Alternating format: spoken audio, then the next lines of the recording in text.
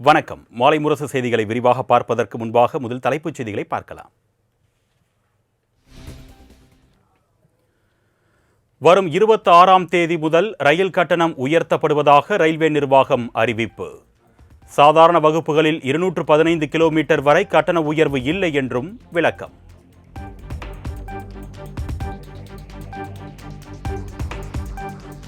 $215 கிலோமீட்டருக்கு மேல் சாதாரண வகுப்பில் பயணிப்போருக்கு 1 கிலோமீட்டருக்கு 1 பைசா ரயில் கட்டணம் உயர்வு. ஏசி அல்லாத பெட்டிகளில் 500 கிலோமீட்டர் பயணிப்போருக்கு ₹10 கூடுதலாக கட்டணம் வசூலிக்கப்படும் என்றும் அறிவிப்பு.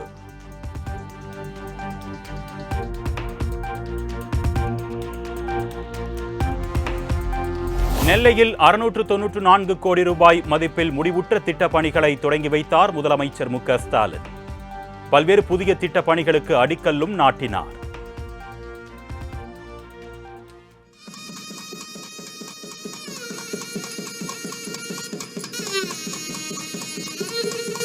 மாண்புமிகு முதலமைச்சர் அவர்கள்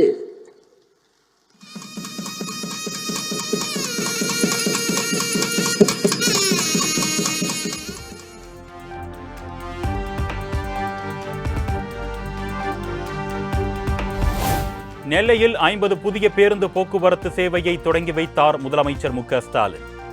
மாற்றுத்திறனாளிகளுக்கு நலத்திட்ட உதவிகளையும் வழங்கினார்.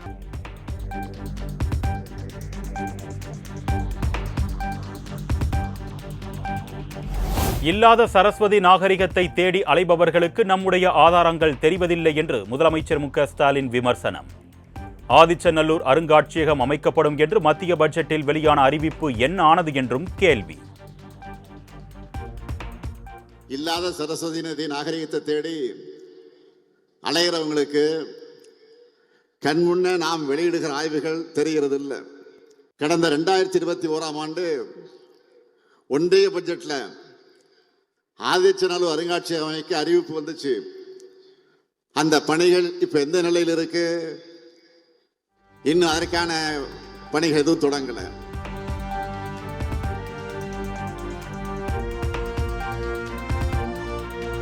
கீழடி அகழாய்வு அறிக்கையை வெளியிட மத்திய பாஜக அரசு மறுப்பதாக முதலமைச்சர் மு.க. ஸ்டாலின் குற்றச்சாட்டு. தமிழ் நிலத்தில் இருந்துதான் இந்திய வரலாறு தொடங்கும் என்றும் பேச்சு. இந்திய துணைக்கண்டத்தினுடைய வரலாறு இனிமே தமிழ் நிலத்திலிருந்துதான் தொடங்கி எழுதப்படணும். கீழடி தொடங்கி பல வரலாற்று இடங்கள்ல நாம மேற்கொள்ளுகிற அகழாய்வுகளுக்கு ஒன்றிய பாஜக அரசு எப்படியெல்லாம் போடுறாங்கன்னு தொடர்ந்து அமலப்படுத்திட்டு இருக்கோம். அவங்களோட எண்ணம் என்ன? தமிழர்களுடைய வரலாற்று தொன்மையை நிரூபிக்கக்கூடிய ஆய்வுகள் எதுவும் நடக்கக்கூடாது. மீறி நடந்தாலும் அந்த ஆய்வு முடிவுகள் வெளியிலே வந்துவிடக்கூடாது.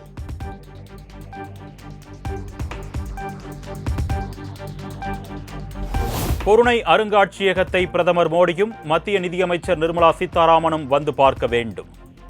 தமிழர் நாகரிகம் எவ்வளவு தொன்மை கொண்டது என்பதை அவர்கள் வந்து பார்த்தால்தான் தெரியும் என்று முதலமைச்சர் மு.க. ஸ்டாலின் பேச்சு. அதனால இந்த நேரத்தில் மாண்புமிகு மோடி அவர்களையும் மாண்புமிகு நிதியமைச்சராக இருக்கக்கூடிய திருமிகு நிர்மலா சீதாராமன் அவர்களையும் தமிழ்நாட்டில் கட்டியிருக்கக்கூடிய பொருணை அருங்காட்சியகத்துக்கு கீழடி அருங்காட்சியகத்துக்கு வந்து பார்க்கணும். இந்த கூட்டத்தின் மூலமாக, இந்த விழாவின் மூலமாக நான் அன்போடு அவர்கள் அழைக்கிறேன்.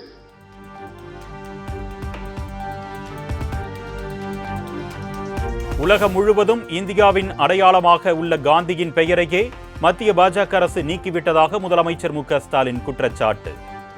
100 நாள் வேலை திட்டத்தை மத்திய பாஜக அரசு விரைவில் முற்றிலும் ஒழித்துவிடும் என்றும் காட்டம். கடந்த 10 ஆண்டுகளா இந்த திட்டத்தை பல்வேறு கோணங்கள்ல கெடுத்தாங்க, பல வகைகளை நாசப்படுத்தினாங்க. ஆட்களை குறைச்சாங்க, வேலை நாட்களை குறைச்சாங்க, சரியாக சம்பளம் தரல, சரியா அங்கிருந்து முறையாக வர வேண்டிய நிதி ஒதுக்கீடு செய்யல. இன்னும் சொல்லணும்னா ஒன்றிய அரசு தர வேண்டிய நிதியை கூட மாநில அரசு தான் அந்த நிதியை சமாளித்து தந்தோம். இப்படி கொஞ்சம் கொஞ்சமாக நாசம் பண்ண அந்த திட்டத்துக்கு இப்போ மொத்தமா மூடு விழா நடத்திட்டாங்க. நூறு நாள் வேலை திட்டம் குறித்து வாய் திறக்காமல் இருக்கிறார் எதிர்க்கட்சித் தலைவர் எடப்பாடி பழனிசாமி. சிறுபான்மையினருக்கு எதிராக செயல்படும் மோடி அரசை தொடர்ந்து இபிஎஸ் ஆதரித்து வருவதாகவும் சாடல். மூச்சு விட முடியாமல் இருக்கிறார். யாரு? போலி விவசாயி பழனிசாமி. உண்மையான விவசாயியும் நான் தான் விவசாயின்னு சொல்றாரு. நானும் கேடிதான், நானும் திருடன் தான் சொல்லி சொல்ற மாதிரி நானும் விவசாயி தான் சொல்லிக்கிட்டே இருக்கிறதா. இது வரைக்கும் வாய் திறக்கல.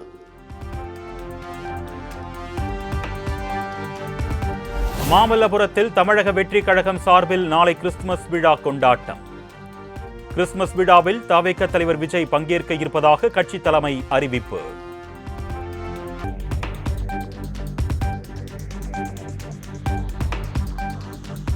சென்னை ராயப்பேட்டையில் உள்ள அதிமுக தலைமை அலுவலகத்தில் தொடர்ந்து 7வது நாளாக விருப்ப மனுக்கள் விநியோகம். விருப்ப மனுக்கள் வாங்க சரவெடி, குதிரை ஆட்டம், புலியாட்டத்துடன் வந்த அதிமுகவினர்.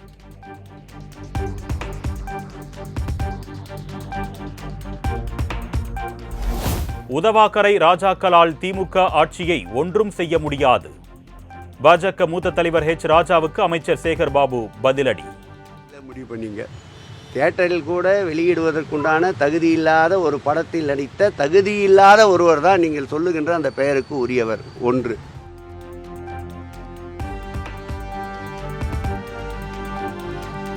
விமான போக்குவரத்து மையமாக மாறுகிறது காரைக்குடி செட்டிநாடு விமான நிலையம். 3,97,00,000 ரூபாய் செலவில் கட்டமைப்பு பணிகளை மேற்கொள்ள டெண்டர் வெளியிட்டது தமிழக அரசு.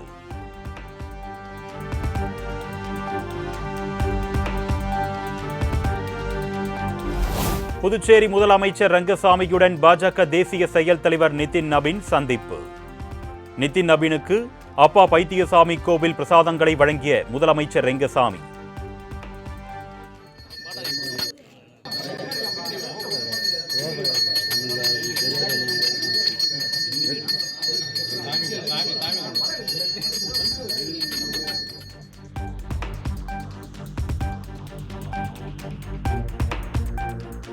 திருத்தணி முருகன் கோவிலில் ஊழியர்கள் மற்றும் அதிகாரிகளுடன் பாமகவினர் கடும் வாக்குவாதம். சாமி தரிசனம் செய்ய வந்த மூதாட்டியை பாமக பிரமுகர்கள் கீழே தள்ளிவிட்டதாக புகார்.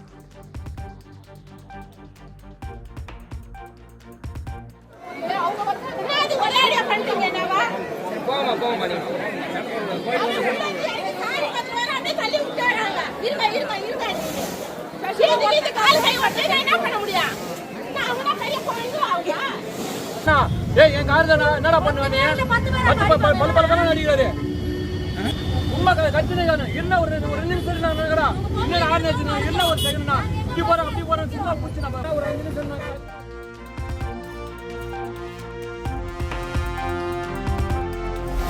சேலத்தில் வரும் 29ஆம் தேதி பாமக மாநில செயற்குழு மற்றும் பொதுக்குழு கூட்டம். பாமக நிறுவனர் ராமதாஸ் அறிவிப்பு.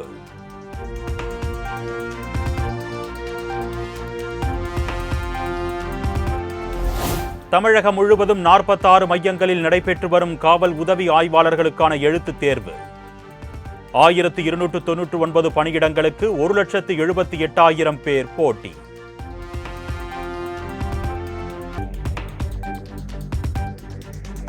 வார விடுமுறையையொட்டி சென்னையில் நடைபெற்ற ஹாப்பி ஸ்ட்ரீட். வாகனங்கள் இல்லா சாலையில் சிறுவர்கள் முதல் பெரியவர்கள் வரை நடனமாடி உற்சாகம்.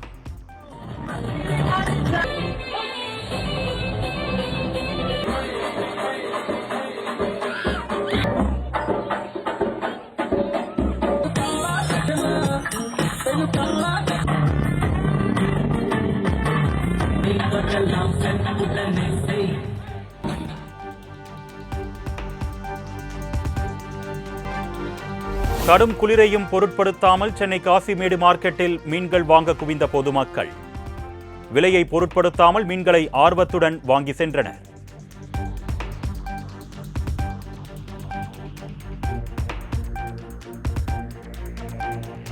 கிறிஸ்துமஸ் பண்டிகையை முன்னிட்டு திருவண்ணாமலை மாவட்டம் தலவாக்குளம் கால்நடை சந்தையில் ஆடுகள் விற்பனை படுஜோர். ஆடுகள் 3,000 ரூபாய் முதல் 15,000 ரூபாய் வரை விற்பனையான நிலையில் விலையை பொருட்படுத்தாமல் வாங்கி சென்ற பொதுமக்கள்.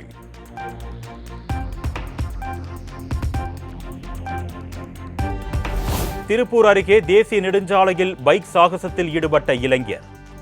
வீடியோ இணையத்தில் வைரலாகி வரும் நிலையில் நடவடிக்கை எடுக்க பொதுமக்கள் கோரிக்கை.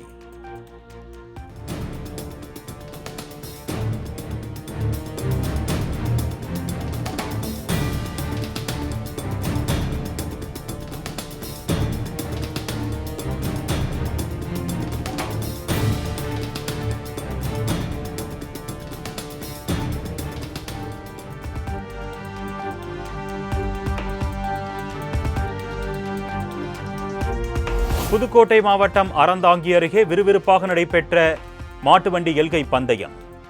வெற்றி இலக்கை நோக்கி சீறி பாய்ந்த காளைகளை கண்டு ரசித்த பார்வையாளர்கள்.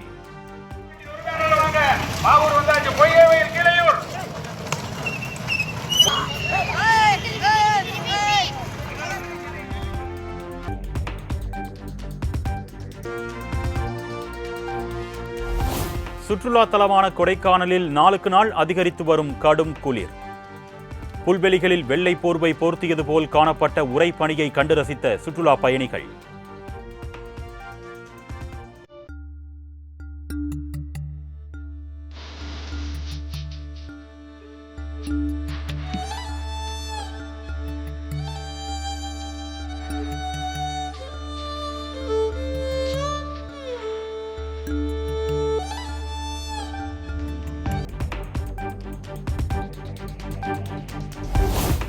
தேன்கனிக்கோட்டை வனப்பகுதிக்கு விரட்டப்பட்ட 40 காட்டு யானைகள்.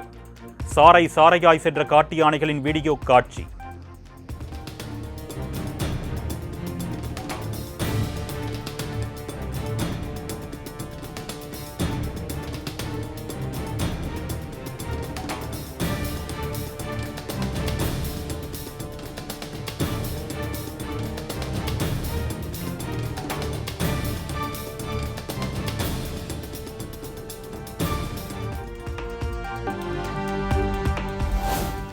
ஒடிஷாவில் விமான ஓடுதளத்தில் நடைபெற்ற ஊர்காவல் படை பணியிடங்களுக்கான தேர்வு. 187 பணியிடங்களுக்கு 8000 பேர் விண்ணப்பித்ததால் தேர்வு அறை ஒதுக்க முடியாத அவலம்.